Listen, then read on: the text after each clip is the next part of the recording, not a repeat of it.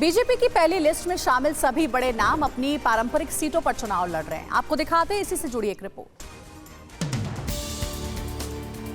BJP ने अपने सबसे बड़े चेहरे प्रधानमंत्री नरेंद्र मोदी को वाराणसी सीट से लगातार तीसरी बार चुनावी मैदान में उतारा है। उम्मीदवारों के ऐलान पर पीएम मोदी ने सोशल मीडिया पर पोस्ट किया कि ट्रैक रिकॉर्ड के आधार पर जनता के बीच जाएंगे। 140 करोड़ लोगों का मिलेगा आशीर्वाद। वाराणसी से अपनी उम्मीदवारी पर लिखा कि वो तीसरी बार काशी की सेवा के लिए तैयार है। केंद्रीय गृह मंत्री अमित शाह और केंद्रीय रक्षा मंत्री राजनाथ सिंह अपनी पुरानी सीटों से ही चुनाव लड़ेंगे। अमित शाह गांधीनगर और राजनाथ सिंह लखनऊ से चुनावी मैदान में उतरेंगे।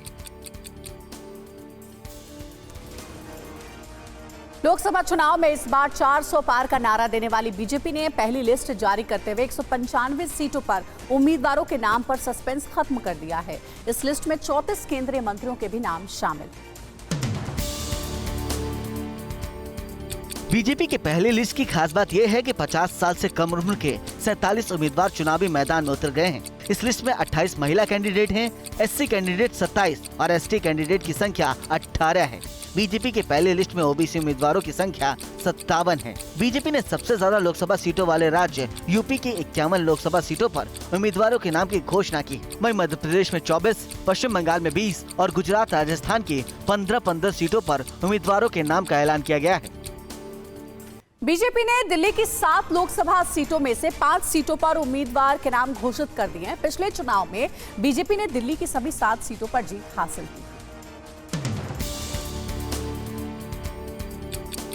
बीजेपी ने उत्तर पूर्व दिल्ली से एक बार फिर मनोज तिवारी पर भरोसा जताया है।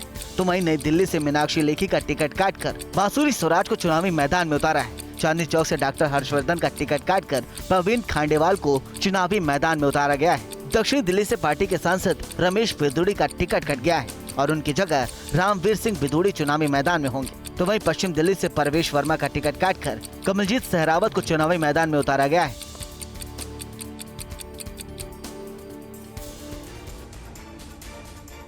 और वहीं नई दिल्ली से उम्मीदवार बनाए जाने पर क्या कहा है बांसुरी स्वराज ने, ये सुनिए। कृतज्ञता महसूस हो रही है। मैं आभार व्यक्त करती हूँ हमारे यशस्वी प्रधानमंत्री श्री नरेंद्र मोदी जी का। आपको लोग जब बांसुरी देखते हैं तो सुषमा स्वराज जी की झलक भी पाते हैं और उनसे कहीं ना कहीं जोड़ के देखते हैं। वो एक बहुत बड़ी लेगेसी है जिसको आप आगे लेके जाएंगी। किस तरीके से उस लेगेसी को आगे बढ़ाएंगी और दिल्ली वालों के लिए क्या सोचा है आपने? जी, माँ का एक भरपूर आशीर्वाद है, उसका एहसास आज हो रहा है और मैं ये कहूँगी कि दिल्ली वासियों की प्रत्येक अपेक्षा पे खरा उतरने के लिए पूरी कर्तव्य निष्ठा से काम करूंगी। और बीजेपी उम्मीदवारों की ऑल इंडिया लिस्ट में 4 भोजपुरी स्टार्स के नाम भी शामिल है। दिखाते हैं आपको कौन कौन से हैं ये उम्मीदवार। बीजेपी ने अपने भोजपुरी कुनबे को और बढ़ाते हुए अपनी लिस्ट में एक और नया नाम पवन सिंह जोड़ लिया है। पवन सिंह को पश्चिम बंगाल के आसनसोल सीट से लोकसभा का टिकट मिला है। इस सीट पर फिलहाल टीएमसी से शत्रुघ्न सिन्हा सांसद है। पवन सिंह के अलावा बीजेपी ने पहली लिस्ट में मनोज तिवारी, रवि किशन, दिनेश लाल निरहुआ को चुनावी मैदान में उतारा है। मनोज तिवारी फिलहाल उत्तर पूर्व दिल्ली से, रवि किशन गोरखपुर से, दिनेश लाल आजमगढ़ से बीजेपी के मौजूदा लोकसभा सदस्य हैं और तीनों को दोबारा उसी सीट से फिर टिकट मिला है। और वहीं उत्तर पूर्वी दिल्ली से उम्मीदवार मनोज तिवारी का क्या कहना है, आपको दिखाते हैं पूरी खबर इस रिपोर्ट में। पार्टी ने ये विश्वास दिया है, पार्टी का बहुत धन्यवाद।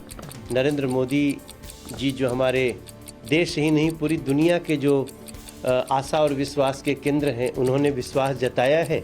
हम इस विश्वास पे खरा उतरने की कोशिश करेंगे। अब हमारा टारगेट दिल्ली की 7 सीटों को, हम 2019 में 56% वोट शेयर लेके जीते थे।